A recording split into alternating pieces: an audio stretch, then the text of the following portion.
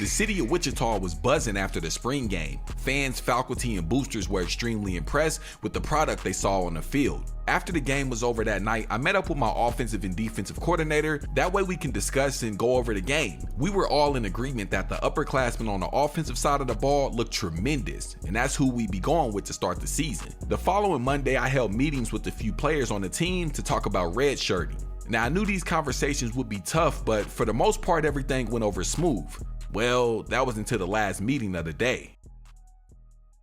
What do you mean redshirt? Are you serious, bro? Listen, Riley, I already know you're upset, but I'm telling you, this could be a good thing for you. You just gotta trust me.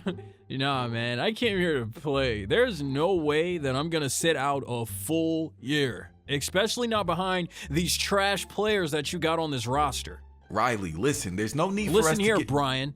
I'm a star, and I know it. So you can take that red shirt and shove it, man. I'm going home. See, I knew it. Shouldn't have trusted a black coach. He lied to us right in our living room.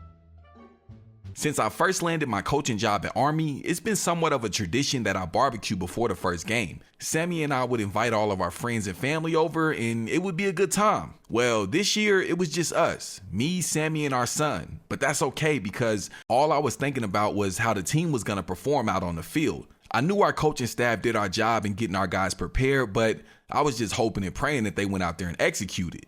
Our first game of the season came at home in front of a sold-out crowd, taking on a pretty solid FCS West team. Now, I know this isn't the best program in the world, but it gave us a chance to see how we would perform versus a live opponent.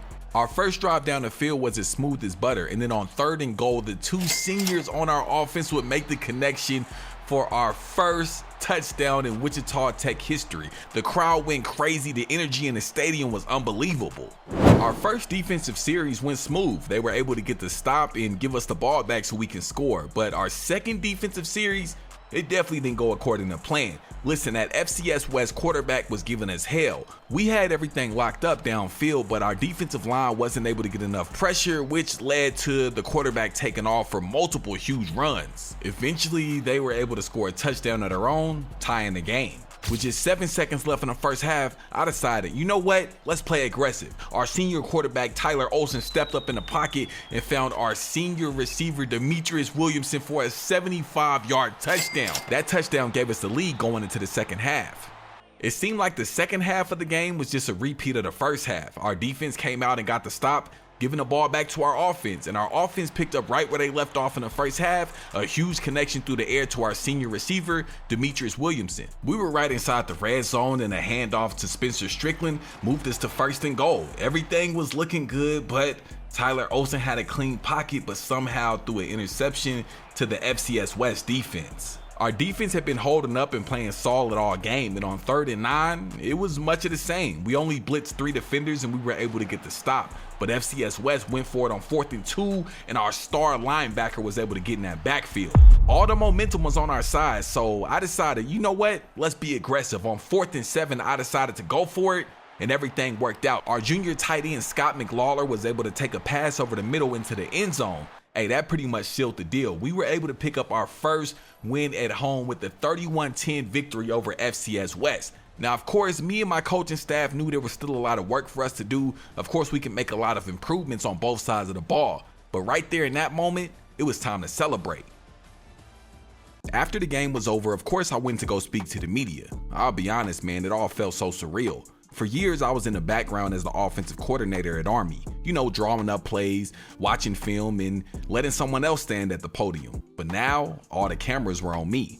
I drove home that night in complete silence. I kept replaying every call, every first down, every turnover in my head. I felt like I was going crazy trying to think of ways we can get better. But when I made it to the house, I was greeted by a surprise. Sammy went out and got desserts and champagne to celebrate my first win as a head coach. I tried my best to play it cool, but deep down inside, man, that meant everything to me. After spending about 2.5 minutes in the bedroom, I went out and sat by the pool. Normally, I would never get online and read the posts and tweets, but this time it was a little bit different. I just had to know what the people were saying, and to my surprise, it was all good for the most part. I gave myself 24 hours to celebrate the win, but after that, it was time to get back to work. I went into the office super early Monday morning because honestly, I had a busy schedule. Not only do we have a huge game to prepare for this week versus the Kansas Jayhawks, but I also have to finish setting up my recruiting board. I'm approaching my recruiting board a little differently than most. Instead of focusing on the team needs and potential transfers, I'm also going to evaluate our game and practice film throughout the season and judge guys based on their actual performance. So even if we technically don't need a player at a certain position, that doesn't mean I won't recruit that spot. If there's an opportunity to bring in better talent, I'm gonna pursue it. And right now, I got my eyes locked on 3 potential prospects. Josh Reed from North Carolina. Now, he's a bit undersized for the defensive end position. He's only 6'2". I mean, he's not really undersized, but obviously you would prefer somebody a bit taller, but he's extremely quick. He seems to have his head on straight. He's a team leader, very calm, very poised, and I honestly think he'll be a really good asset to the team applying that pressure off the edge. Cade Alexander, he's a 4-star tight end coming out the state of Mississippi. He stands around 6'3", about 205. He's a really good route runner, and he seems to be a threat inside the red zone. Now, his blocking can definitely use some work as well as his speed, but hey, we're going to do our job and develop him into a real weapon in this offense. Tristan Jackson, 4-star running back coming out of Baltimore, Maryland. This dude has a hell of a story, but we'll get into all that later. Anyways, he's a downfield runner that embraces contact, and honestly, that's exactly what we need.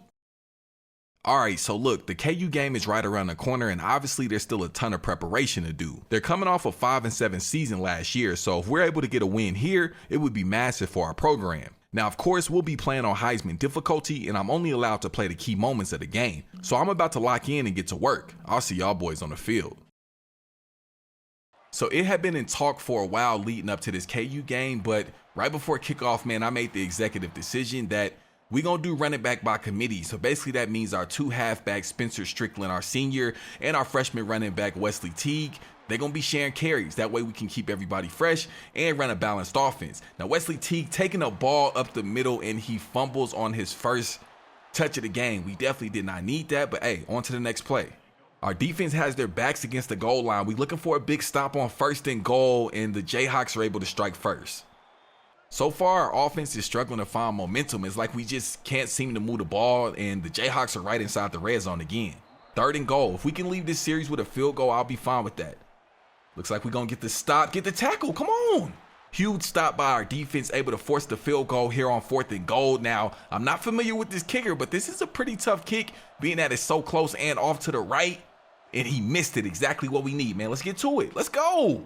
Jumping ahead to almost the midway mark of the 3rd quarter, we find ourselves only down by 10 versus our first big test of the season. Now, I would honestly say we're in pretty good positioning, and we're deep inside the red zone, so we have a pretty good chance right here to score. 3rd and 6, we got quick slants all over the board. Defense dropping back into a zone. Tyler scrambling out wide, finding his target. Let's go. Let's go. Let's go. Momentum. Momentum. It's all on our side right now, chat. We were able to get the defensive stop, and we're picking up the huge 1st down on 3rd and 7. Let's go. 2nd and 11 right outside the red zone. Going with the halfback screen to Wesley Teague, and he finds his way into the end zone. Now, if you remember, his first touch of the game was a fumble, but we didn't worry about it. We didn't trip. We told him, freshman, man, keep your head up. We on to the next play. Now you're in the end zone. We got the momentum, we got the lead, but the game is still far from over. Of course, the Jayhawks didn't come to lay down, so let's go, man. Let me see what our defense is going to do here on 1st and goal. Going over the middle, good coverage. Okay. A stop right here could be deadly. They go on with the RPO, and we got a shootout on our hands. 3-point game, plenty of time left on the clock, but it's 4th and 5, and we have horrible field position. Now, we probably should punt it, but y'all know better than that. We taking a shot over the middle, and it pays off. Let's go, man. We're going to keep it on the ground right here just to kind of knock a little bit of time left off the clock. Give it to our halfback, Wesley Teague. Excellent read. Good read. Way to find the hole. Giving it back to Wesley Teague here, keeping it on the ground, and another excellent read, picking up the 1st down. Let's go. That RPO has been giving our defense trouble all game, so let's give them a taste of their own medicine. Wesley Teague, right up the middle, another 1st down. No need to force anything. We could tie it with the field goal, but of course, we could take the lead with a touchdown. Good clean pocket, wide open to the left-hand side of the field, man. Give us the lead. We came to play. 58 seconds left on the clock. They need a touchdown to win it, man. A field goal will not work. So, hey, let's get to it, man. Now, I did drop our defense back into a zone. Of course, I don't want anybody getting beat deep. So we gonna kind of sag off a little bit. 3rd and 6, big 3rd and 6 right here. Dropping back into the zone, taking a shot, and he's not able to hang on to it. This is it, 4th and 6. For everything, this is it. Taking a shot, and he overthrew him. Listen. This is officially the biggest win of my coaching career. Now, I understand this is only the 2nd game of my coaching career, but it's bigger than that because it's the Jayhawks. We in the same state. They tried to be cocky and think they could come to our house. Normally, we supposed to go there, but they came to us.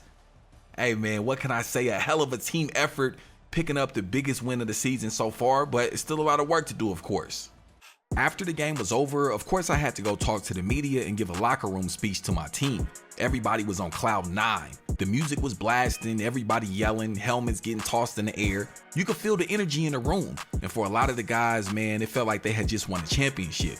But once I was done talking, I slipped away. I went and hid out in the team auditorium. Everyone else was celebrating, but my mind was already somewhere else. The reality of it all started to sink in.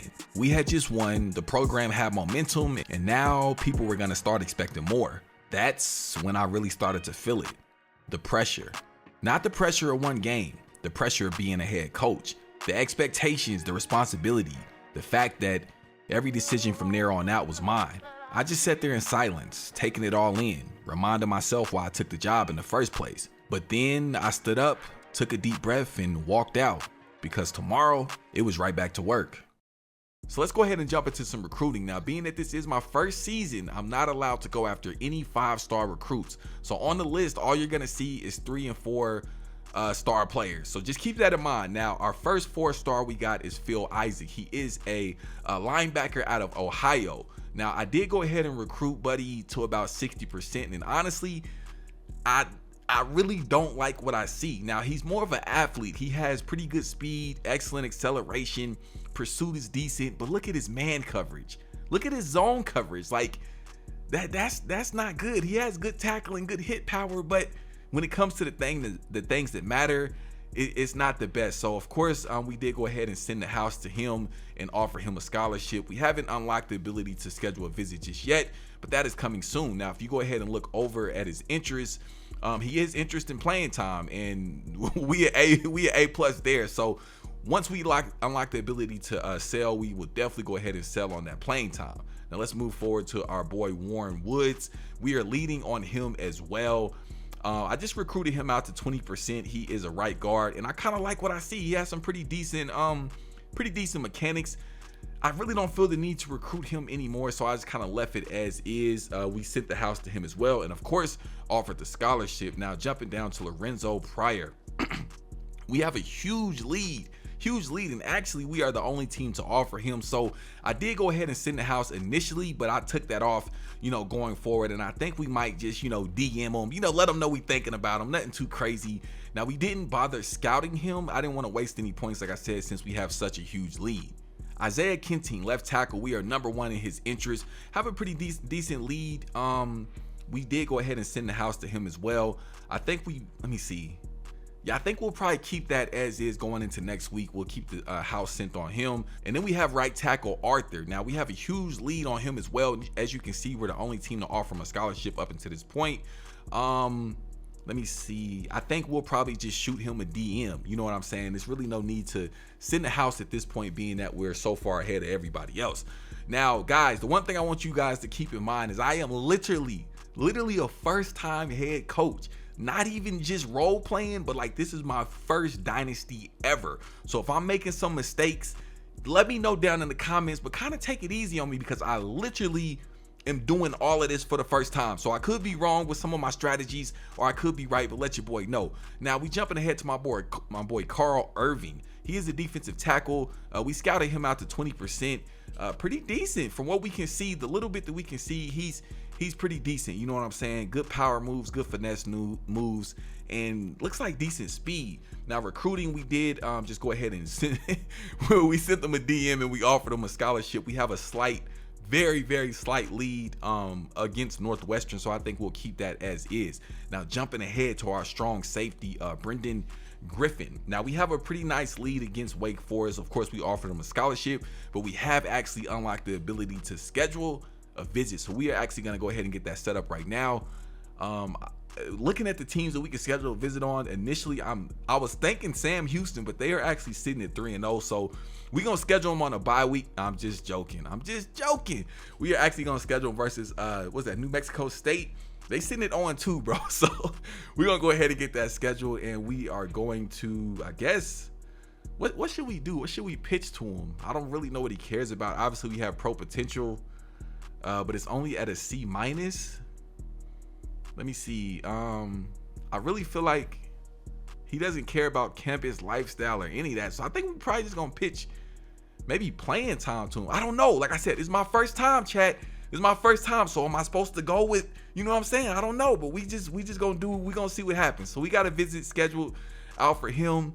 And again, I'm gonna say it one more time. It's my first time doing this. So I'm a first time head coach, bro. So bear with me. Anyways, jumping ahead, we got we got Buddy. I don't know how to pronounce Buddy's name, but as y'all can see, we have a huge league over LSU, man. Them boys don't want no smoke, man. LSU, Alabama, man. Them boys is, no, I'm just playing. But anyways, we got a pretty decent lead. All we did was offer him a scholarship, and of course, we sent him the house.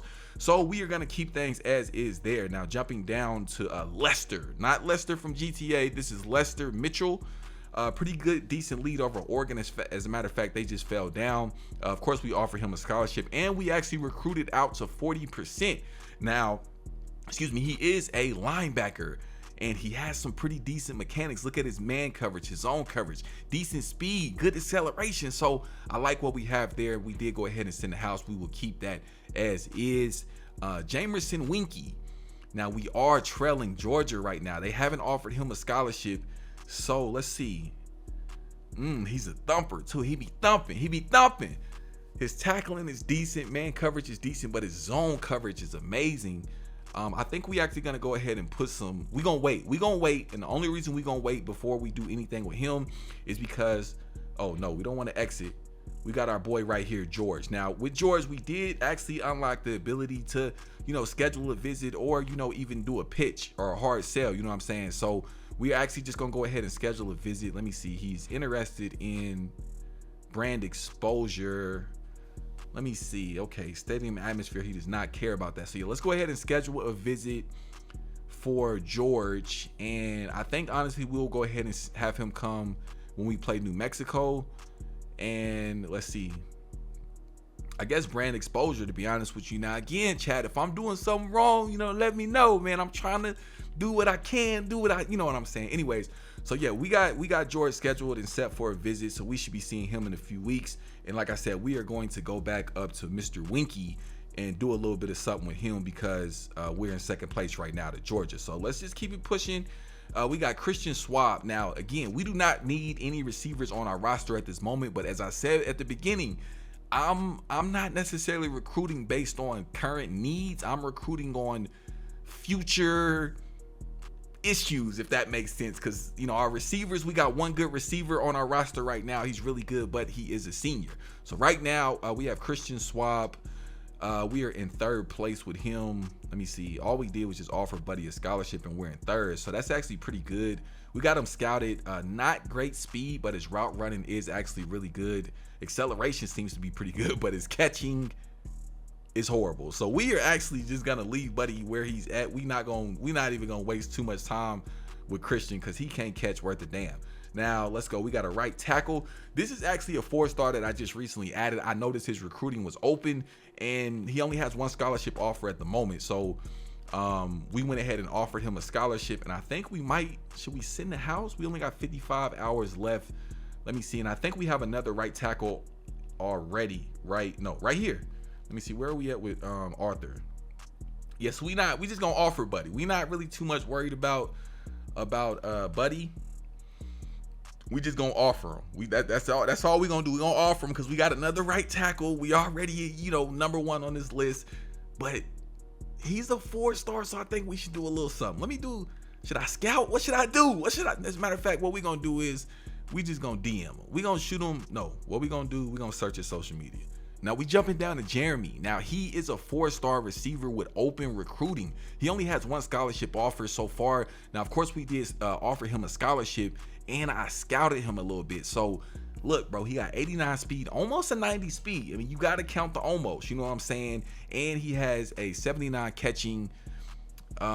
Decent deep route, good catching traffic. So what I'm gonna do, I'm actually just go ahead and send the house. I know it's risky, but we're gonna do it. So we went ahead and got the house sent on him. We have a big test on our hands. As you guys can see, we are in hostile territory taking on Rutgers. Now this is a huge game because it is our first road game of the season. Now playing at home is one thing, but playing away, that's a totally different beast, especially when you have a team full of freshmen. So I'm so excited to see how the guys are going to perform. I know myself and the coaching staff did our job getting them prepared, so it's time to go execute.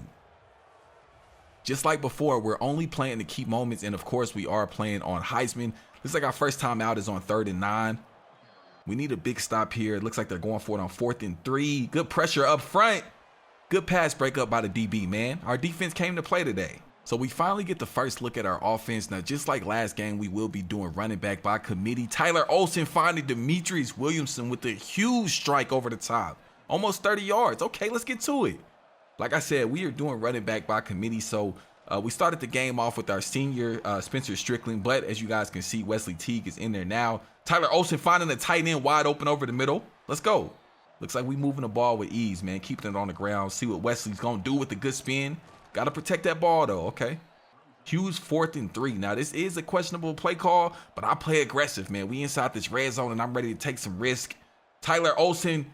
Okay, turn up field. Way to pick up that first. Let's go.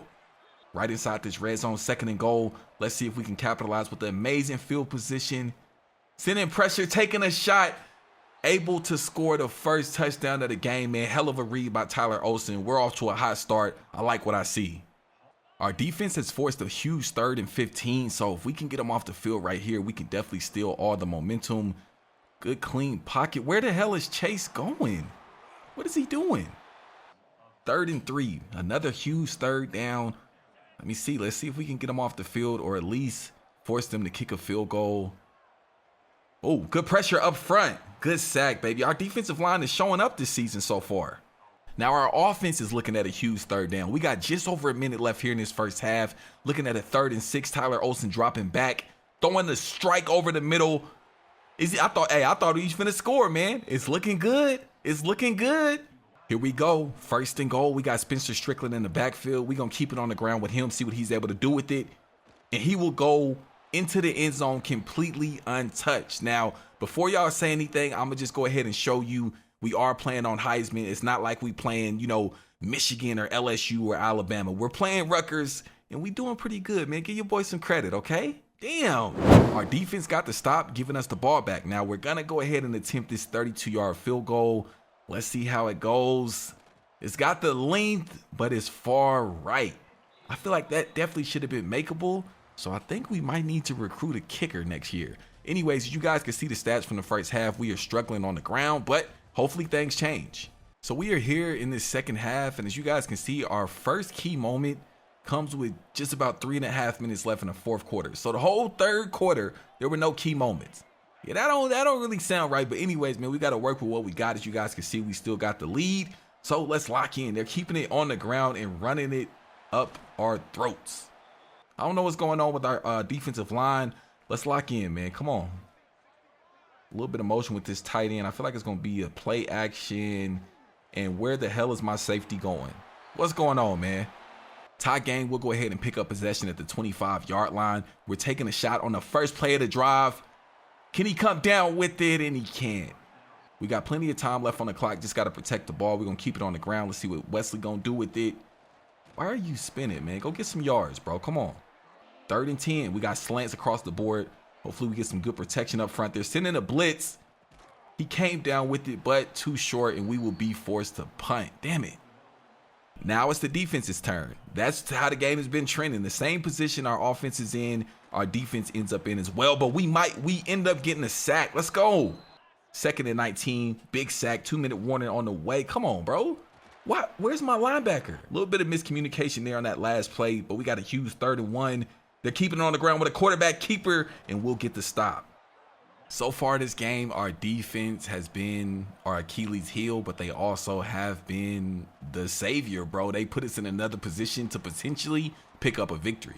Let's go. 1st and 10, just over a minute less. Let's see what they're going to do. The play has been called. It's up to Tyler and our offense to perform, and he finds our tight end. Get out of bounds. Thank you. Let's go. We moving the ball just outside of field. Well, I was going to say just outside of field goal range, but I'm not quite sure about that. Another strike. Hey, it seems to be those crossing routes are the way to go. Let's go. 41 seconds left, 2nd and 10. Give me some good protection up front. Tyler scrambling, taking a shot in the double coverage. Okay. Let's not get crazy. Man. The play's been called. Just execute. That's all we need. We got curls. Find them. Hit them. Wide open. So it comes down to this. We got our senior redshirt kicker, Ian Wells. Now, he did miss one earlier. It was slightly longer. We're looking at a 27-yard field goal here, basically for the game. Let's see what he has. Here it is. It's up. It's got the length right down the middle, and I think that might have just sealed the deal. Now, it's up to our defense to step out there and do their thing, but so far, they've been holding it together. Let's see what happens, man. So it all comes down to this drive. 21 seconds left on the clock. Rutgers does have one timeout, and they can tie it with the field goal. And they pick up the first down on the first play of the drive. Yeah, so it looks like they actually decided to use their timeout. Now, the clock would have stopped until the ball was set, but I don't know about that decision using that timeout so early, but it's all good. 16 seconds left. No timeouts. This is it. He just got rid of it. Let's see, man. 12 seconds left. 2nd and 10, no timeouts, bro. Let's lock in. Come on. I got everybody kind of dropping back, sagging off into a zone. Good clean pocket for the most part, and he'll get rid of it again. 3rd and 10, 7 seconds left. I think this might actually be the last offensive play for them. Good pressure up front. We're getting good pressure, and that'll do it. That will do it. Wow. What a crazy game, man. We came in, we fought hard, and we will pick up the victory on the road, taking on a pretty solid football team, but most importantly, improving our record to 3-0 on the season. Now, I know a lot of people weren't expecting this. If I'm being honest, I didn't even expect this, but what can I say, man? We stepped up, we made plays, but there's still a lot of work to be done.